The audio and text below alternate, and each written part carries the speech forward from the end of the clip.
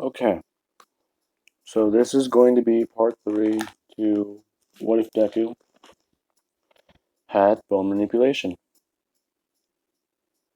Now then, when we left off with Deku. He essentially he had to get carried out of the entrance exam on a gurney, almost, and he was taken to Recovery Girl's office. Whenever they tried asking Deku about what happened to him, Deku would have to explain what his quirk is and exactly how his quirk works. And Recovery Girl, I don't know how exactly old Recovery Girl is, but she's probably been around long enough to see one of these. A mutation of a disease or side effect. But, well, a disease of a bone mutation. Disease. They keep saying that. It's a defect. A mutation of a medical defect. That's better. I keep going to that other word. Anyway. So Recovery Girl basically advises Deku that doing that again is not a smart idea. That and she asks him a bunch of questions about his quirk and about everything that goes on with it. He gives her a couple answers and he asks her a couple questions. And Recovery Girl actually is pretty surprised at the amount of medical knowledge he knows. Because he asked her something about the condition, he asked her about a good way to manage, maintain it, and do all this. Recovery Girl kind of asked him a question: how does he know about all this medical stuff? He would answer with the fact that he got this defect from his mother and how, whenever she was in her second or third trimester, he developed the Quirk gene and the defect gene. So he would explain all that and say that he's seen how and been there for a lot of his mom's medical treatments. So Happy Go Lucky Deku has a fake smile in this what if. That's kind of depressing. So he would explain all this and he'd go over that he'd well, let's stop right there. Let's continue to the next week. So it's the next week and Deku he walks into class 1A. He opens the door and when he does, everyone they stop talking for a second, they all look at him. And there's a couple people muttering, there's a couple people doing that. Then there's Mineta. He's just staring at Deku because he's around Ida's height. I don't know if I've said that in this what if. And Mineta kind of asks the question, what's an adult doing in a class for UA? And Deku would have to tell him that he's not an adult, he's a student. And he'd go over to his desk and sit down and introduce himself to some people. And when this does happen, Bakugo, well, that's neat. He kind of goes up to Deku and asks him, "So, you finally got into UA?" Figures. Well, just so you know, I'm not going to be some pushover. And when Deku, well, not Deku, whenever Bakugo does say this, Uraka kind of does walk in and she kind of bumps Bakugo. She accidentally activates her quirk and she touches Bakugo whenever she does try and move past him to talk to Deku. Bakugo does begin to start floating, But Deku just grabs him and tells Yuraka to turn off her quirk. And that's a meme. Whenever that does happen, people start asking Deku questions about his quirk and how exactly it works, because from what they see, he just looks normal. So he would explain that his quirk is, it has two parts. It's a mutation quirk, emitter quirk, and a bit of a transformation quirk. Whenever I mean a bit of a transformation quirk, whenever he does activate it, the area around his body he's activating it will start turning white, like porcelain bone, or like bone in general. And that's how it looks. Not in this picture where it's green. But another thing, Kirishima then walks into the classroom and he starts talking to Deku. And hmm, actually, let's do something different. Hmm. Alrighty, I just figured something out.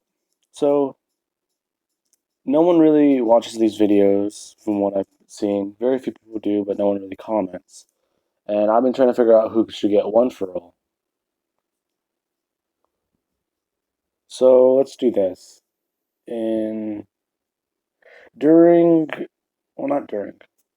So anyway, Aizawa walks in the classroom, tells them that they need to get dressed, and they're doing a physical test. Ida does his usual Ida monologue and asks him what's going on. Aren't they going to the speech?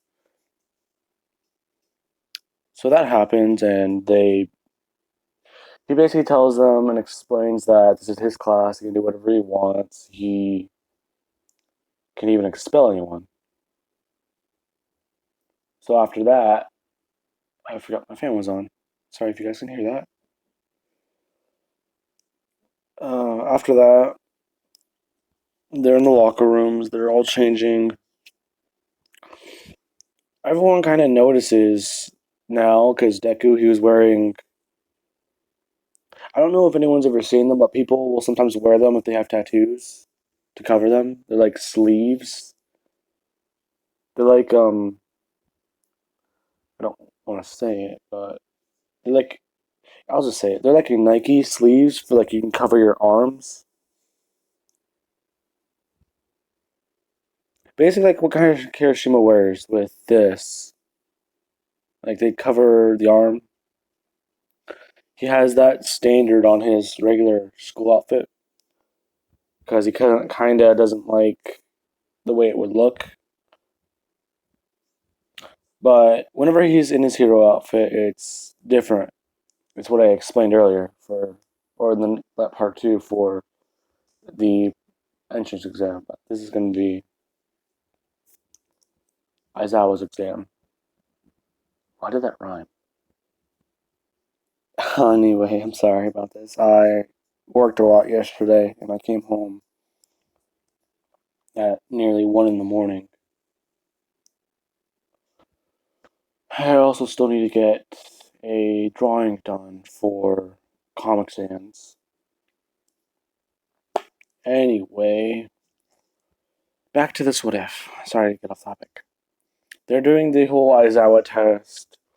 Deku, everyone stares at Deku because they realize that when he turned into his gym uniform, he's actually got a lot of muscle on him. And I want to say over the 10 months, because he pushed himself, he's around Mirio muscular. Not Mirio muscular, but around there. Anyway, is this still? Yeah, it's still recording. I'm going to check that frequently. No. After he does this, they all go. Deku, he got first in the ball throw. Not first in the ball throw. He got first in the entrance exam, so he gets told by Aizawa to do the ball throw and to use his quirk. So Deku, he does this. He turns his hand into the claws. And whenever he does do this, everyone's looking at him. They're kind of weirded out because they've never seen. Well, they've seen Komori Woods do it, but they've never seen any other person have with a quirk like that. So he does this, and he takes his arm back and he throws the ball as hard as he can. But whenever as soon as he started throwing the ball, Aizawa, thinking that Deku may have had one for all, turns off his quirk, and whenever he does do this, Deku still lets go of the ball, and it flies somewhere around 500 to 600 meters. And Deku he looks at his hand, and he tries to turn off his quirk, and he's just like concerned, because he's like, wait, I didn't overuse. So he's trying to like shake off his hand and do all this, but he realizes he can still move his hand, like rotate it. So he looks over to Aizawa, and Aizawa is looking at him concerned. And that's whenever Deku realizes that this is a Razorhead. And he asks him, you turned off my quirk? Or you stopped my quirk? And Razorhead's kind of confused, because he's saying, that should have gotten rid of your claws. Or stopped whatever your hand is doing. What's going on? So Deku would explain that it's a mutation and an emitter quirk. And Aizawa would be kind of concerned, because if that he basically says that whenever he does harden his body, he does get stronger, but he only hardened his hand. And Aizawa, he does get concerned by that, because it's basically saying, I didn't really harden a lot of my body to throw that. He didn't use a lot of his strength. So Aizawa basically asks him to throw the ball again, and Deku does. But whenever he does throw the ball, he hardens his entire arm.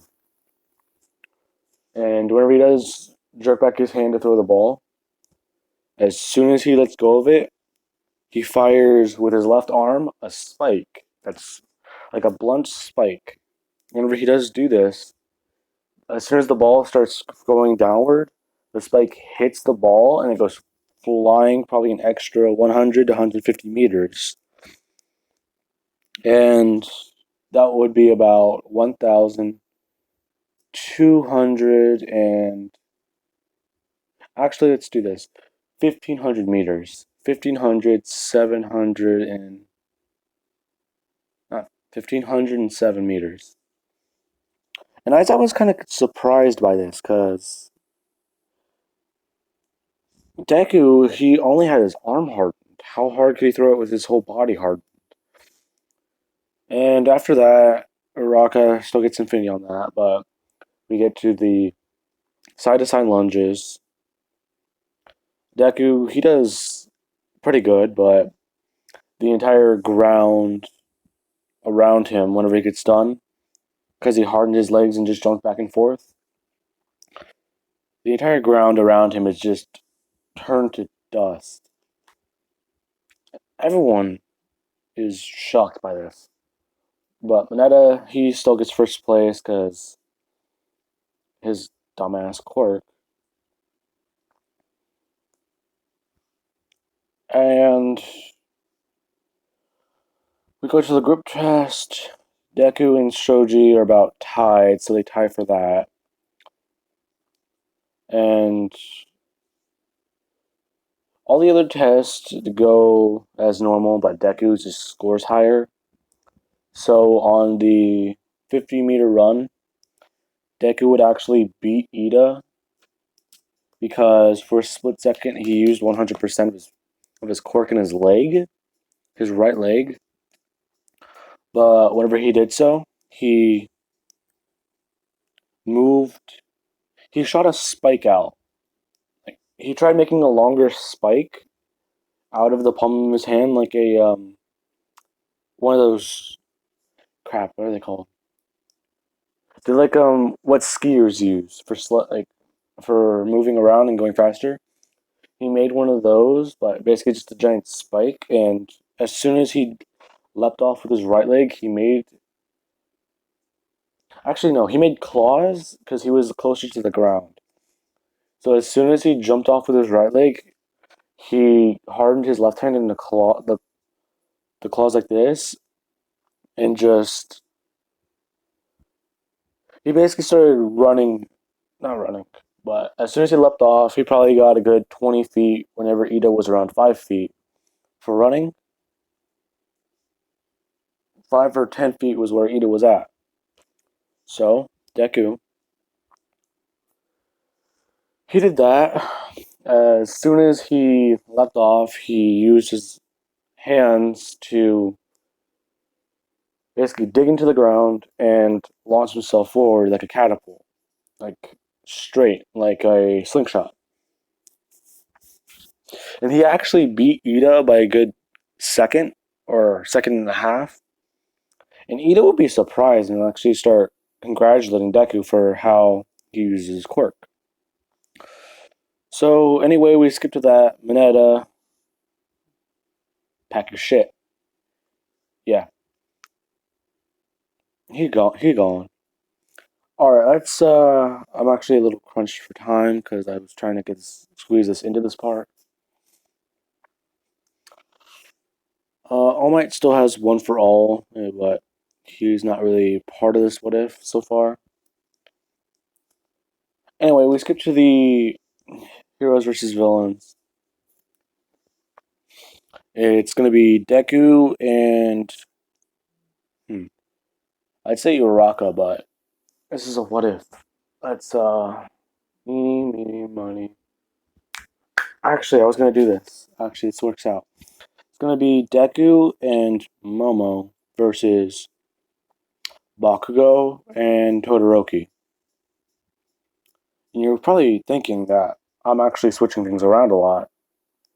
This is a what if. For what ifs, you can really do anything. Butterfly effect. Anyway, Deku, everyone's showing off their hero costumes. And Deku, he walks out. He's got on the combat boots, the utility pants, the utility belt. He has his hands wrapped in bandages, like for boxers. And he also just has the black tank top. Everyone's kind of just surprised at how basic his costume is. And we cut to that. Deku and Momo walk into the building. Todoroki tries freezing the building from the top downward. But Bakugo, being Bakugo, he runs in, so Todoroki kind of can't do that anymore. But he froze the top half of the building. Now then, Bakugo kind of runs in and goes for Deku, but Deku, he hardened his body completely like Hiroshima. And whenever he does get hit by Bakugo's explosion, he kind of flies back a little bit. But then he comes in and he punches Bakugo and basically, like, almost knocks him out completely. But they go at it for a minute. They have this whole thing. Momo starts making her way up to the top of the building. And Deku, he beats Bakugo. And if you're wondering how Deku basically, I don't know who that guy was, but they talked about hero crushing in One Punch Man. Where he basically tried hitting Saitama like in a nerve cluster by his neck. But Deku would basically do that with his arm hardened, and he'd kind of fracture Bakugo's sternum. And that would it would kind of he Baku, Deku would kind of have to justify it as a knockout procedure, so Bakugo won't feel it for a while. And eventually he catches up to Momo. Momo is she can't get through a door, so she started creating some tools. But Deku, he saw that the way she's doing that, and he thinks about how he could do that with his claws. So he turns his hands into the claws and he hardens his knuckles and he punches through the door while Momo's trying to get through it. And this kind of surprises Momo because she didn't expect the door to just disappear in front of her face.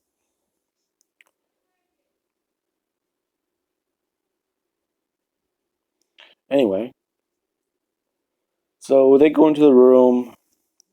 Ida sees Deku. They start having a stare down for a second.